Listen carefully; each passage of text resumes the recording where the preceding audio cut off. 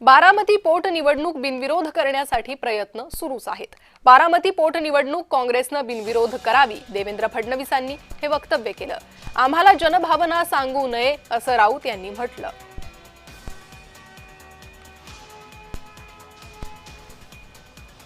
मला असं वाटतं काँग्रेस पक्षाला जनभावनेची थोडीही कदर असेल आणि जनतेचं मत काय आहे, जनतेची नस काय आहे, हे जर काँग्रेस पक्षाला लक्षात येणार असेल तर मला विश्वास आहे की ते उमेदवार परत घेऊन त्या ठिकाणी सुनेत्राताई पवार यांना बिनविरोध निवडून देतील। भारतीय दानाचं निधन झालं तेव्हा उमेदवार उभा करताना जनभावना नव्हती।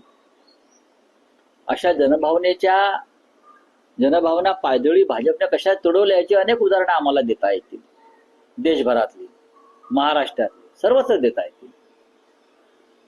तुम्ही तिकडे कुठेतरी प्रचारामध्ये आहात, आपले देवेंद्रजी तामिळनाडू वगैरे भागात, आणि तिथून जनभावना काय सांगते महाराष्ट्राची।